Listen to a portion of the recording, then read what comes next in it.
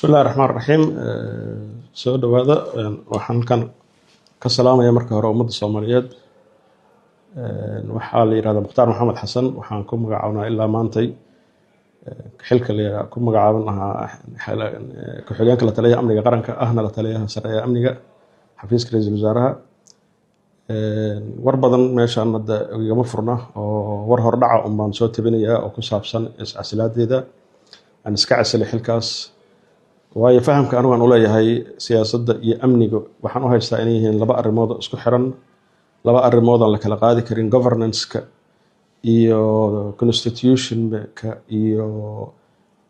qaabka dawlad dhiska inuusan ka maarmi karin kana madax bannaanaan karin amniga markaan u fiirsaday xamar wixii ka socday maalmihii la soo dhaafay iyo qaabka dawladdu u wajahday dastuurka iyo constitution-ka iyo qaabka dawlad dhiska oo 20kii sano u dambeysay anigu aan waliba qayb ka ahaan ka soo shaqeynay darajooyin badan iyo xilal badan oo kala noocyo aan uga soo shaqeynay meesha lagu sii wado markaan qiimeeyay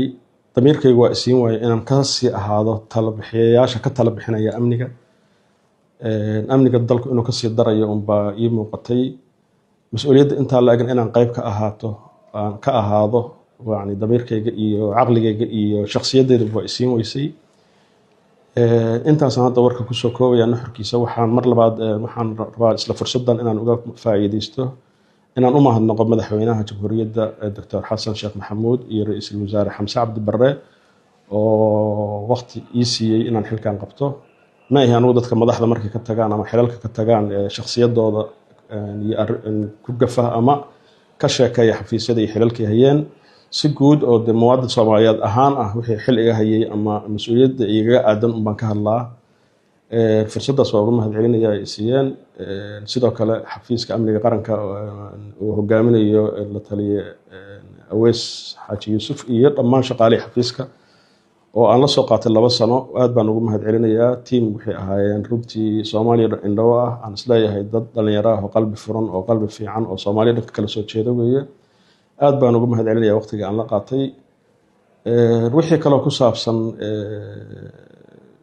waxyaabihii la soo qabtay iyo amniga waxyaabaha ka khaldan iyo istiraatiijiyadii dalka lagu soo hogaaminayay iyo waxyaabaha uu la fashilmay stabilization-kii iyo offense-kii la qaadayay iyo dib u dhiska iyo dib u habeynta ciidamada wararsiyo gaar aan ka bixin doonaa insha Allah iyo miitino gaar aan la yeelan doono madala kale intaas warkay ku soo koobay